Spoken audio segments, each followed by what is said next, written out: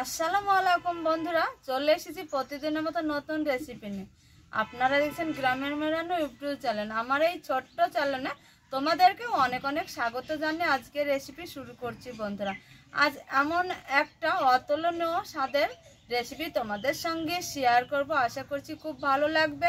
শুরু থেকে শেষ পর্যন্ত আমাদের সঙ্গে থাকো, স্টেপ বাই স্টেপ দেখতে থাকো। তাহলে চলো আজকের রেসিপি ঝটপট শুরু করে দিই, দেরি না করে। তো দেখো বন্ধুরা, এইখানে আমি লাল শাকটা নিয়েছি। সব থেকে যে শাকে প্রোটিন, ভিটামিন, ক্যালসিয়াম, আয়রন থাকে সেই শাকটা তোমরা প্রতিদিনের জন্য বাড়িতে সবাই খাও। তো সেই শাক আমরা ভাজা করে খাই, ঘন্ট করে খাই। তো আজকে আমি ইউনিকভাবে তোমাদের সঙ্গে লাল শাকের ঘন্ট রেসিপি শেয়ার করব। শাকটা আমি কেটে বেছে পোকামাকড় পাতাটাও বেছে ফেলে দিয়েছি, দিয়ে আমি জল দিয়ে ভালো করে ধুয়ে নিয়েছি। মানে আমি হেসোটাই ব্যবহার করব। তো দেখো কিভাবে শাকটা কেটে নিব। যেভাবে তরকারিটা যদি সাইজ মতো ভালো করে কাটা যায় সেই রেসিপিটা খুব ভালো হয় বন্ধুরা। কাটার মধ্যেও একটা সাইজ থাকলে সব কিছুই দেখতে ভালো হয়। দেখো এইভাবে সরু সরু করে সাইজ মতো কেটে নিব। জানি না তোমরা কে কেমনভাবে রান্না করো, আজ আমি কিভাবে রান্না করছি পুরো ভিডিও জুড়ে আমাদের সঙ্গে থাকো, ভিডিও দেখতে থাকো। লাল শাকটা খুব ঝুরি ঝুরি করে কেটে নিয়েছি, সবটাই কেটে নিয়েছি। এবার একটা ঝুড়িতে তুলে নিব। তো দেখো বন্ধুরা, লাল শাক কেটে তুলে নিয়েছি। আর এইখানে নিয়েছি একটা বেগুন। বেগুনটাও জল দিয়ে আগেই ধুয়ে নিয়েছি, বোটাটা ফেলে দিয়েছি, আলুগুলোও ছিলে নিয়েছি। এই আলুটা আর এই বেগুনটা লাল শাকের সঙ্গে রান্না করব। তো কেটে নিব এইভাবে, কেটে নিব সাইজ মতো। এইভাবে পছন্দ অনুযায়ী তোমরা কেটে নিতে পারো।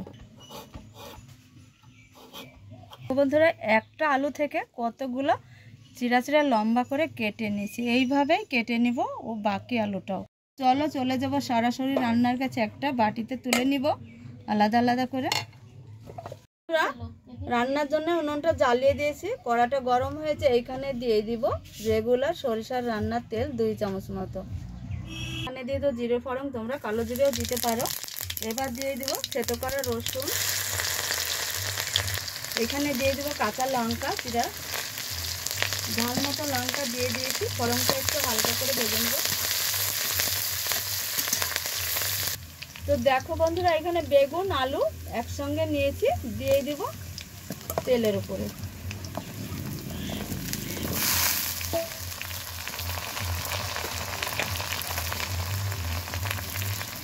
একটু দিয়ে দিব হলুদ।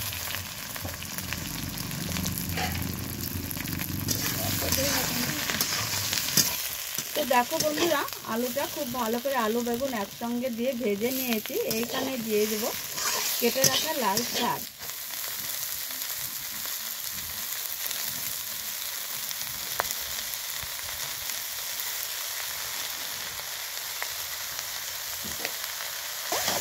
শাকের জল বের হবে বন্ধুরা, সেই জলে সেদ্ধ হয়ে যাবে বেগুন আলু। লাল শাকের রসালো একটা তরকারি একদম রেসিপি রেডি হয়েছে। রান্না প্রায় শেষের দিকে। রেসিপিটা দেখো বন্ধুরা কতটা লোভনীয় হয়েছে, খেতে দারুণ লাগে। এইভাবে একবার হলো তোমরা লাল শাকের রেসিপি বাড়িতে করে খেয়ে তবে আমাকে কমেন্টে জানাবে। তো এবার রান্নাটা প্রায় শেষ হয়েছে, এবার একটা প্লেটে তুলে নেব।